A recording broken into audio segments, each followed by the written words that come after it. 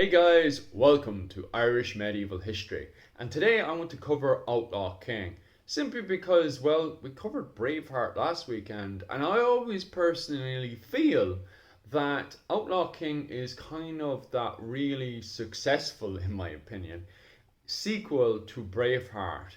Now, Braveheart at the time was so successful it had gotten itself an Oscar, and believe it or not, critics didn't like the Outlaw King, which to me I just don't understand that. It actually, to be completely honest with you, and just to ruin this for you, it's actually my favorite movie of all time. Just to conclude to the end, I love this movie.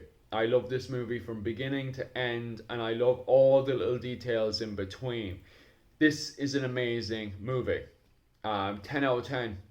I could, and I still do. I just put on this movie randomly when I'm doing bits and bobs, and it draws me in half the time. I have to turn it off because it's so good. The level of detail in this movie is absolutely amazing. One thing I would always say: costumes, costumes, costumes. These outfits are terrible. These outfits are diabolical. We live in an era now of the PC era where people get worked up over skin color. And I always think to myself, you're worked up about skin color, and every single one of these outfits are absolutely disgusting. Everybody's dressed in black leather. Everyone looks like they just came out of the 21st century out of a biker competition or something. I have no clue. But it's disgusting regardless. And yet, this movie gives you everything you want. Furthermore, if you're even going to bring up skin color, you have African traders in here dressed exactly the way they should be. I've complained numerous amount of times about directly at PC culture where they're like, oh well, there should be more African people in this, or la la la la la. Yeah, they should be representing their culture background, their heritage, and they do this. It's perfectly displayed in this. You have an African trader in this movie, and it's perfect. There is no like in your face PC garbage. It's all put out there perfectly fine. The costumes are exactly what you expect. Perfect helmet, perfect riveted mail. It's just, you cannot get any better. And the infantry and the nobles don't walk from scene to scene to scene in the same armor. Like, the endless amount of movies have them from beginning to end in the exact same armor. In this movie, Robert the Bruce changes costumes. He's always in a different outfit depending on the situation at hand, such as in the beginning, where you have all the nobles dressed up. They even have their little coat of arms to identify who they are, especially your man from the Isles in between Scotland and Ireland. No one's going to know who he is. He's way off there in the middle of nowhere. So he has his coat of arms just to highlight and how proud of his background he is. That scene in the movie, it is absolutely gorgeous. Every scene is absolutely beautiful, and sometimes they even go as far as we go into the beginning of this movie, a question a lot of people ask is, that giant trebuchet, is that real? Yeah, of course, not only was it real, but from what I've read, it was actually built on the original site of where the old giant trebuchet was built. And just like in the movie, Edward the Bruce not Edward the Bruce, Edward Longchamps refused to let the Scots inside that castle surrender. And so the level of detail in this movie is absolutely brilliant. Of course, we go straight into the Irish link in this movie. We don't have so much of the O'Neills in this movie the same way we don't really have them in Braveheart, because they don't really play a massive role. They don't really play a role whatsoever until later on in the movie when Robert the Bruce's brother, Edward the Bruce, goes over to Ireland, and then we see more engagement between the two. Regardless, one person that really plays a role in this from the Hiberno-Norman point of view, the Irish point of view that we from Irish medieval history would be interested in, is the de Burgh family. Obviously, at this point, Elizabeth de Burgh and her father are both seen in this movie, and her father is that extra little detail that I absolutely love. Of course, previously I have done little movies, sorry, not movies, yes, I've done little videos here and there showing the de Burgh family in a tiny bit of detail, and God, I'd love to do a video just on Elizabeth de Burgh, and perhaps I will do a video this weekend on Elizabeth de Burgh, because she is such an interesting topic, And her actress in this, wow, she did an insanely, absolutely good job in this job. She did an absolutely great job at covering this role. And furthermore, her husband in this is almost the exact same age as they are in real life. There's a 10-year gap between Robert the Bruce and Elizabeth de Burgh, and that's what they did in this movie as well. They actually went out of their way to have that gap.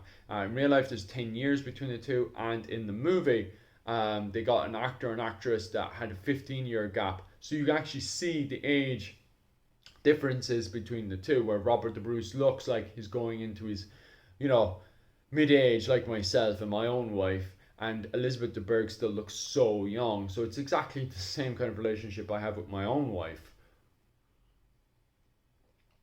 Furthermore, uh, the relationship between Outlaw King and Braveheart can actually be seen in this movie. Quite literally is a sequel and picks up exactly where the movie left off. Where Braveheart kind of failed us because it's set in 1280, and we're not quite sure when this movie picks up or at what point is different things happening and did this happening, because the movie is sort of a mess to start with.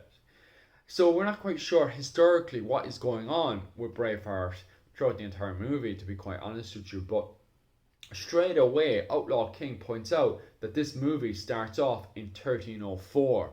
We know this because of the siege and the submissions that Robert the Bruce gives to Edward Longshanks at the start of the movie. So we straight away we get the solid feeling of a sequel from Braveheart. So that's why I always like to put the two of them together. Of course, within a year, there is already talk of Robert the Bruce and Elizabeth de Burgh getting married, which is very important to us, obviously, in Irish medieval history, and it's the link that we would like to see. However, the problem is, obviously, this does highlight and it gives the kind of movement, as especially when we see the severed cut off arm from William Wallace, who was recently captured and executed, that we can see in the previous movie. Of course, in real life, it was far more bloody and way more violent than what we see. What I really love with this movie, and you can see it as the character develops with with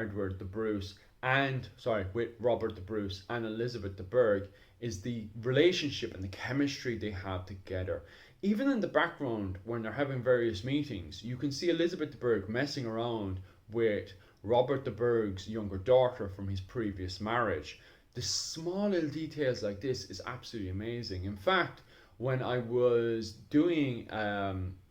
researching this video, I had discovered that what the director would do is, even when he was moving the camera around, he would still have the extras doing the various jobs that they would do during the medieval period.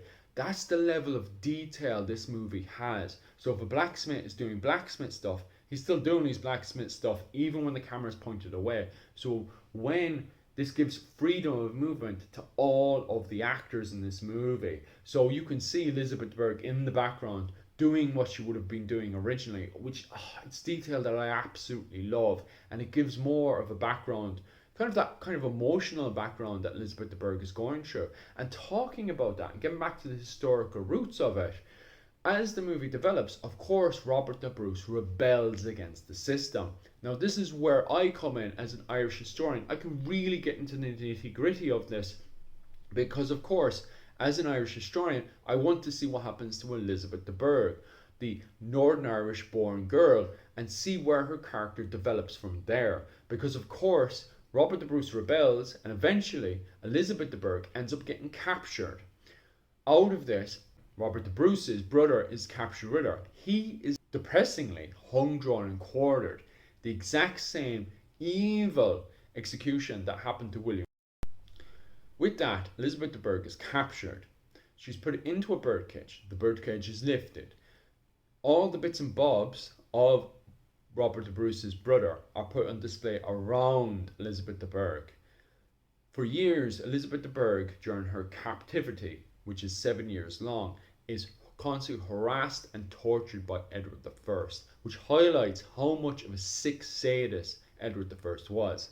You have to remember, Edward I was supposed to be treating a prisoner, especially a lady, to her status. He was not doing that. completely abused the situation, which should never have happened, even in that period. Somewhat highlighted in the movie, and by the end of it, from books that I've read, Elizabeth de Burgh ends up completely transformed in a very negative way. She goes from that golden girl that you can see at the start of the movie into a very broken woman by the end of it. You don't really see this character's development in this movie, and sadly, the movie is a long movie and it really couldn't go into the nitty gritty of that detail in a movie that already goes into insane nitty gritty. I'm talking about like little freaking getting into with the little microscope level of detail at this point. That's where you read books. This, to be fair, a movie could never go into that level of detail. Couldn't, like, it'd be impossible. Regardless, the only other person that you would really look at from an Irish point of view is definitely Edward II. Edward II is another interesting character. From an Irish point of view, he's somebody that you really want to look at because he ends up leaving Ireland really damaged. The Anglo-Irish relationship with England really starts to get put on thin ice from this point onwards. Basically what happened is that you have the Norman invasion that comes in, and at that point the Normans have their link with Norman England, but Norman England over time becomes more English, and so the Normans in Ireland and the Normans in England are becoming less and less kind of together in a that sort of feel. When King John comes in, he really fractures up that idea between the two, and so the nobles in Ireland and the nobles in England don't feel eye to eye until Henry III comes in, and he actually fixes that relationship. Edward I and this whole Scottish War of Independence puts it on thin ice again, and basically Edward II completely smashes this when he starts to take more and more resources out of a relationship that was already somewhat broken. Because as I was saying before, with Elizabeth de Burgh and the de Burgh family married now into Robert the Bruce, the de Burgh family, who were supposed to be loyal to England, that whole relationship becomes very stressed.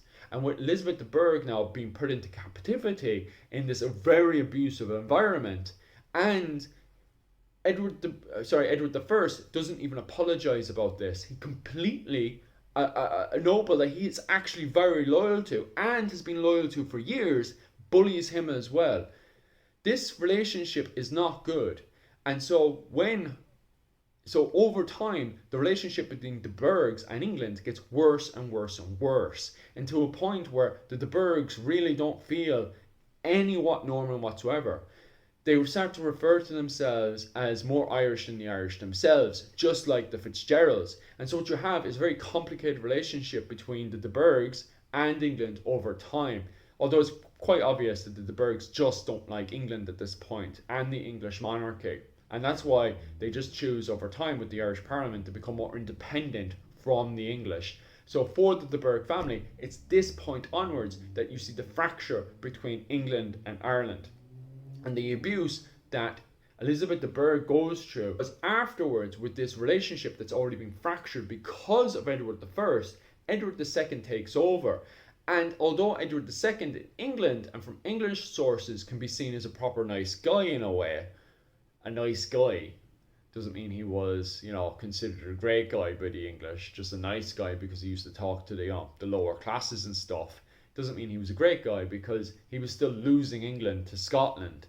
And the same was being done in Ireland, because instead of writing apologies or trying to make ends meet with the nobles he had annoyed in Ireland, instead he continues to take resources. It's this point onwards that the Irish Parliament somewhat starts to linger in the background. It's not until we get into Edward III and the 100 Years' War that happens about 30 years after the Scottish War of Independence, then the Irish Parliament fully starts to break away from the Irish Parliament starts to fully break away from England at that point onwards. It doesn't fully break away, it still recognises the King of England as Lord of Ireland, but they start to just do their own thing from that point onwards. They really do. That's where coin and liver starts to become a necessity for the Irish lords in Ireland. And I highlight that they start to get referred to as the Irish lords. They're no longer referred to as Anglo-Norman, English, so on and so forth, you do have lords in Ireland referred to as English lords. In particular,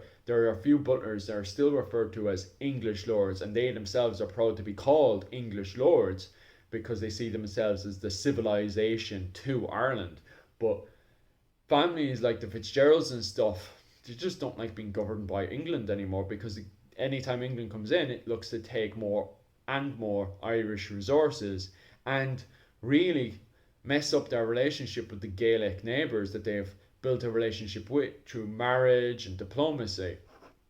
So that's why the Irish lords just start to cut themselves off and keep to their own Irish parliament from this point onwards. And did this movie highlight it? No, but that wasn't the point of it. But it does go into a little bit of detail that I like, that shows that relationship between Elizabeth de Burgh and Ireland. And you do see a lot of Elizabeth de Burgh in this, especially when it's meant to be a 2-hour movie about Robert the Bruce and his Scottish War of Independence, not the war that's happening in Ireland. The Scottish War of Independence has a huge effect on Ireland, and there's a lot of battles and a lot of skirmishes. So I'd love to go into more detail about the Scottish War of Independence in Ireland. Of course, there's already 2 movies I've got loaded up already on the Scottish War in Ireland, the later stages, but you also have the early stages as well, which is also interesting in itself. So yeah, and also Michael has a video up on the Battle of Loudoun. Anyway guys, I hope you enjoyed that. That was my view of Outlaw King. Of course, 100%, I'm a massive medieval nerd, so I want to know what you guys think. Definitely comment below. And as always as well, support the channel by liking it, subscribing and ringing the bell button. Check out the merchandise as well. Good few medieval merchandise in there as well, so might as well check that out. Other than that, I don't really have much else for you guys. Not sure what video to do this weekend, so write a comment below. What Irish topic should I cover? Should I cover a Pacific family, a castle, Elizabeth de Burgh if I have time? Although I wouldn't mind giving her a bit more love. I was thinking about covering Fair Fitzgerald as well, but God, she's a massive topic. So something short, something sweet, because as you can clearly see, I want to go off and enjoy the summer up in Japan while I can. Other than that guys, all the best.